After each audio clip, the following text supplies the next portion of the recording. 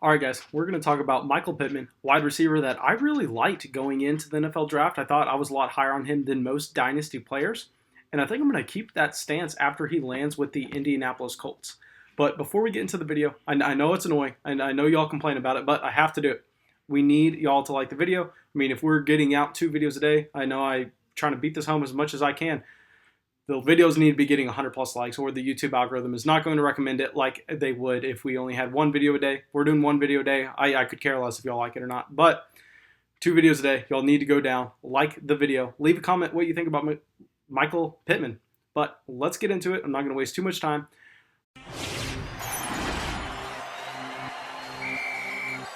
That may be the greatest catch I've ever seen in my life.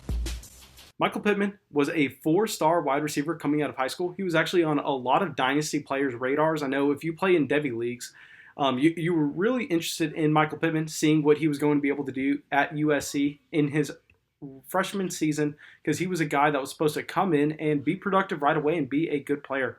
But I'm here saying that I don't really care that Michael Pittman was not productive right away at USC, where I know a lot of people really wanted to see that.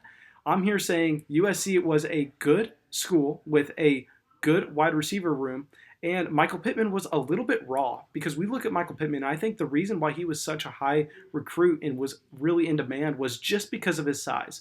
I don't think he was polished going into college, so I think we can overlook him not having that early college production that we want to see with most of our wide receivers, because we see him come in at 6'4", 223 pounds. And really, this says everything you need to know about Michael Pittman. We try every single video whenever we dissect one of these wide receivers to bracket him, because this isn't the NFL from 2002. This is the NFL where wide receiver is pretty much not a position. There are positions within the wide receiver position where you have to fit this certain prototype. Not every wide receiver is running the entire route tree. I mean, we look at Michael Thomas and we look at DJ Moore.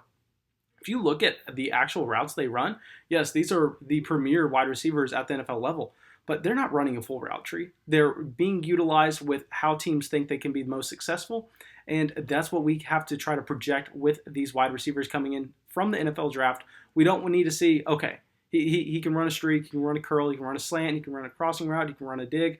I mean, just look at DK Metcalf last season. A lot of DK Metcalf's haters came in and said, hey, he can only line up on the left side of the field. He can only run streaks. Look at how bad this curl route is. Guys, it doesn't matter. If you're bad at a couple routes at the NFL level in today's NFL, you're just not going to be asked to run those routes. The offensive coordinator is going to be able to really implement a game plan that's going to highlight your strengths and really build around that. Obviously, if you land in a horrible spot like with Adam Gase in New York, maybe you don't have that opportunity. But I love what the Indianapolis Colts have there set up. So I'm confident in saying that Michael Pittman is going to be a guy that they're going to be able to scheme in their system, and he's going to be able to be efficient and be able to be productive. But let's jump into him just a little bit more. And the Indianapolis Colts selected him with the second pick in the second round. Now, this is massive. This is really strong draft capital. I mean, this is higher than A.J. Brown, DK Metcalf, all those wide receivers that we love are going. I mean, it's kind of being overshadowed just because of how good this wide receiver class was and how many wide receivers went ahead of him. But this is nothing to overlook.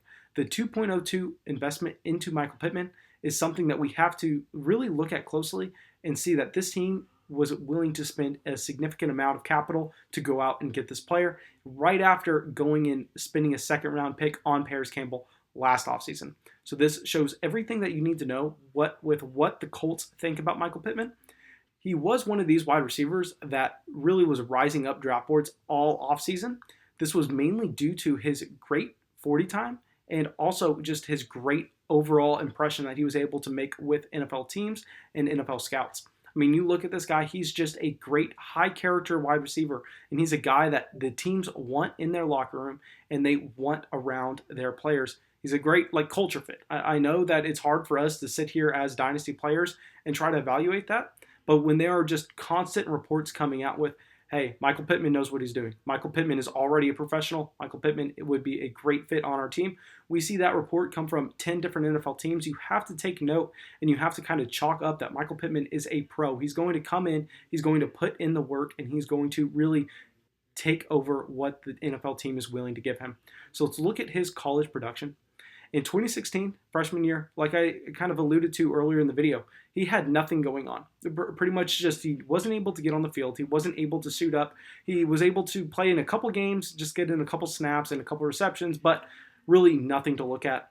2017, and by the way, we look at everything in terms of per game. I hate people who try to use totals as an explanation, because this is how you get into saying, hey, look, Jason Witten was a tight end 1 every season. Yeah, just because he played every game. I don't care if you're adding up all the totals. This is a weekly game. We need to see what they're doing on a week-by-week basis. So we're going to look at per game numbers for his college season.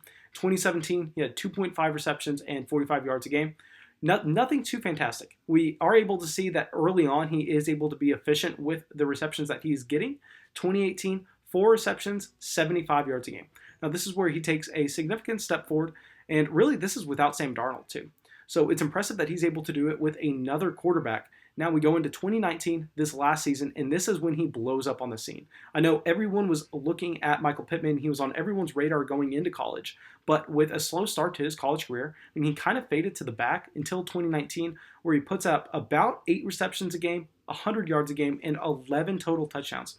So he completely explodes onto the scene, and this is with a significant target competition at USC. If you know who Equanimeous St. Brown is, he's a Green Bay Packer wide receiver.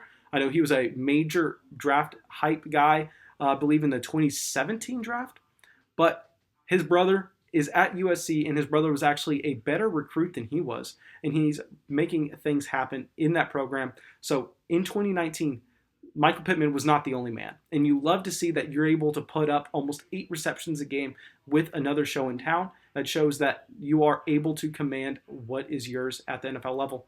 Now let's look at how he's going to fit into this Colts offense and really how he's going to be able to project in Dynasty.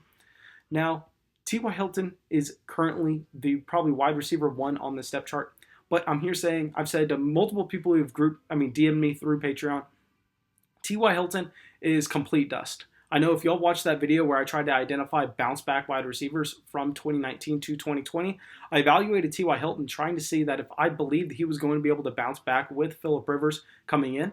And I came to the conclusion that T.Y. Hilton just doesn't have it anymore. We see these speedy wide receivers really take a fall off way before any other kind of player. And I mean, you would much rather have Larry Fitzgerald, who wins on routes and wins with his hands, kind of transition to be a 33-year-old successful wide receiver. But these small, speedy guys, as soon as their speed's gone, they don't really have anything left. I mean, they're not great route runners. They don't have fantastic hands. They don't have fantastic ball skills. So once that speed's gone, it's extremely valuable. And when it's gone, they are essentially left to win at nothing at the NFL level. They don't have anything to win with. And I think T.Y. Hilton is falling into this category. We saw his efficiency just completely fall off a cliff last season, and he's been dealing with injuries throughout his entire career. So I believe at 30 years old, I'm willing to write T.Y. Hilton off, and he may be the wide receiver 1 for the Indianapolis Colts in 2020, but beyond this year, I think that his NFL career is short. I don't think he's going to be able to be a player that transitions and has a Larry Fitzgerald type career. Now let's look at their other wide receiver, which they spent 2nd round draft capital on last offseason, Parris Campbell. I think Parris Campbell was actually taken to be the T.Y. Hilton replacement, because we look at T.Y. Hilton, who's 5'9", 183 pounds, and he's just a speed guy. He's a burner. And we see kind of the similar thing with Parris Campbell. Parris Campbell's 6 foot, 205 pounds, so he's bigger, but I think he may be actually faster than T.Y. Hilton. Parris Campbell is an elite athlete, but saw that he had a good amount of trouble transitioning his game from college to the NFL level. And I believe he really only ran screen routes at Ohio State. If you looked at his depth of target at Ohio State, it was extremely low. And that's not what you want to see with these speed guys. I say it all the time. I understand that you don't have to run every route. I just went over that in the earlier part of the video. But your athleticism and your on-field skill need to line up. This is like I say, I've made this comparison I don't know how many times, but this is like a James Washington where he's supposed to be an elite downfield playmaker. He comes into the NFL Combine and he doesn't have the speed. Now that's what you don't want to see. You don't want to see a speed guy only being able to win at the line of scrimmage. You want to be able to see those speedy guys win deep, and you want to be able to see those slow guys win near the line of scrimmage. So Parris Campbell is a guy that I never really drafted last offseason just because I didn't think the profile completely lined up for him to transition at the NFL level into fantasy points. Maybe he is just a little raw and needs that time to really develop. But Parris Campbell, in my opinion, is already behind the 8 ball. I think if he has another year where he cannot put it together, that he's just going to be overlooked in Indianapolis.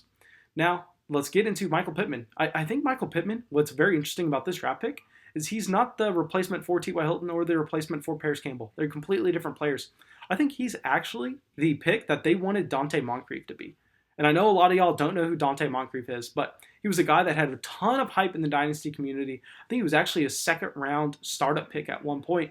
He never really developed in Indianapolis. We never really got to see what they wanted him to be. I believe he was a 2015 NFL draft pick.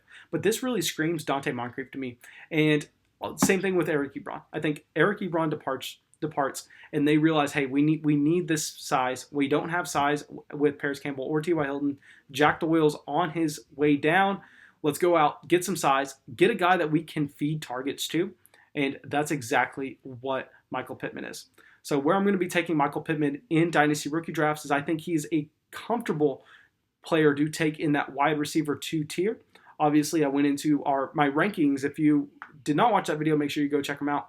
But my rankings, essentially, I have 2 tiers of wide receiver. The first tier consists of Henry Ruggs, Jerry Jeudy, CeeDee Lamb, Justin Jefferson, Jalen Reagor, whatever order you want. But right after that, with the T. Higgins, the Michael Pittman, I think those players are in their own tier, and I think Michael Pittman is going to be a great guy to target at the beginning of the second round in your Superflex rookie drafts. But thanks so much, guys. Really hope y'all enjoyed the video. Really hope y'all got something from it. As always, if you did, make sure you subscribe. Make sure you hit that little bell next to it. That way you know when the next video comes out. Thanks, guys.